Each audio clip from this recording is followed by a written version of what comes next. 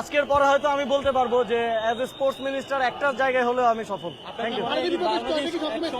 বিশ্বকাপ খেলবে আপনার কি মনে হয়? অবশ্যই আমি স্বপ্ন দেখি যে বাংলাদেশ, এবার তো এফসিতে আমাদের হলো না, তবে এবার আনলাকিলি হয়নি।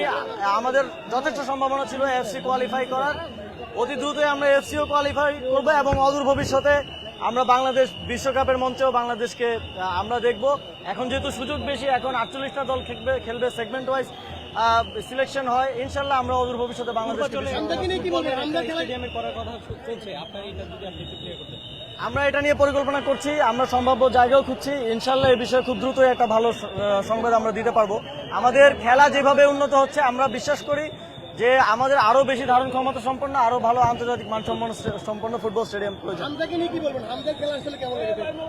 আজকে খেলা যদি বলি, আজকে the whole team was playing. আমাদের লাস্ট কিছু ম্যাচে মনে হচ্ছিল যে হামজাই হয়তো খেলছে, বিশ্লেষকরাও কথা বলছিল, বাট আজকে পুরো টিমের মধ্যে আমরা হামজাকে দেখতে পেয়েছি এবং পুরো টিম স্পিরিট ছিল বলে আজকে আমরা জিততে পেরেছি এবং পুরোটা খেলাই বাংলাদেশ খুব ভালো খেলেছে, সবাই ভালো করেছে। Thank you.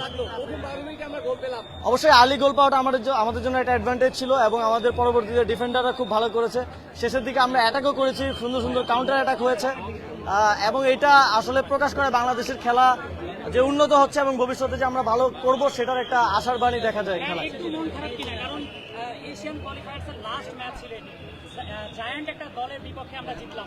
এর আগের ম্যাচগুলোতে আমরা দারুণ খেলেছি, তবে তীরে এসে অবশ্যই আমাদের এবার সকল ধরনের সম্ভাবনা ছিল এএফসি কোয়ালিফাই করার, কিন্তু আমরা এটা বলবো যে আনলাকিলি আমরা হেরে গেছি লাস্ট 1 মিনিটে গোল হওয়া।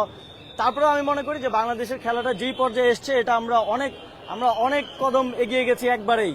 তো হয়তো ওভারনাইট অনেক কিছু সম্ভব না, তবে আমরা আশা রাখতে পারি যে পরবর্তী এএফসি কোয়ালিফায়ারে আমরা কোয়ালিফাই করব, আমরা এশিয়ান এএফসি খেলতে পারবো এবং ভবিষ্যতে আমরা ওয়ার্ল্ড কাপও খেলতে পারবো।